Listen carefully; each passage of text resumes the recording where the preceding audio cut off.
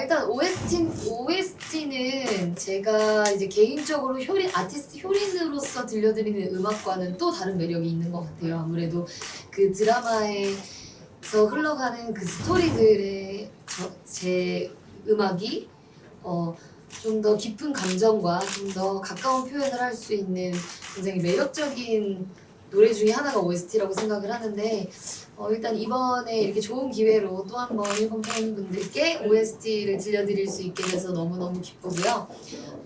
안녕이라는 노래는 제가 개인적으로 참여한 OST들 중에 가장 많은 사랑을 받았던 곡이기도 하고 그리고 저도 너무 즐겨봤던 드라마의 OST이기도 해서 저에게는 굉장히 의미가 있는 OST인 것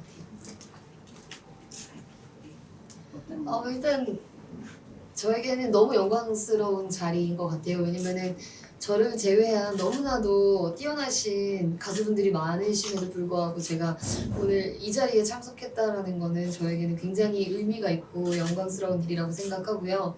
오늘 이 자리에 참석하지 못하신 너무 뛰어나신 가수분들도 많기 때문에 저는 너무 이 자리가 저에게 너무 과분하다고 느껴지는 것 같아요.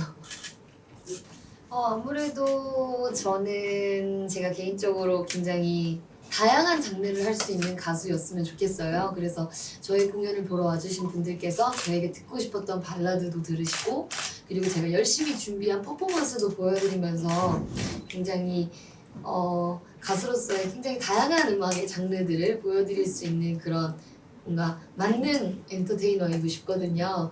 아무래도 오늘의 무대도 여러분들이 기다리시는 OST도 들려드릴 예정이면서 그리고 또 제가 홀로서기를 시작하고 나서 열심히 준비했던 퍼포먼스를 겸비한 음악들과 무대들도 준비를 했으니까 아마 재밌게 즐기실 수 있을 것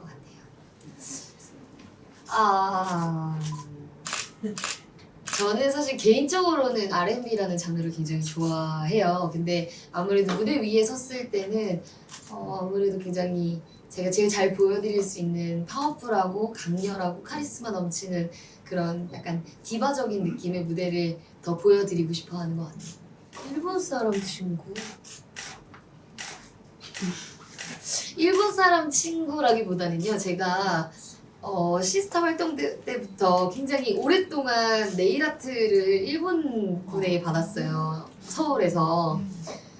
그래서 그 친구가 정말 제가 여태까지 네일 아트 샵을 다녔던 선생님들 중에 가장 뛰어난 실력을 가지고 있는 언니였거든요. 그래서 근데 그 언니한테 몇 년 동안 받다가 그 언니가 다시 일본으로 돌아가셔서 그 뒤로는 이제 못 받고 있는데 너무너무 고마웠던 건 제가 일본에서 처음으로 미니 콘서트를 열었을 때 그 친구가 와주셨었어요. 그래갖고 너무 오랜만에 만나서 인사만 하고 아쉽게 헤어지긴 했는데 다음에는 네일 아트를 또 바꾸려고 감사합니다. 아리가또 고자이마스.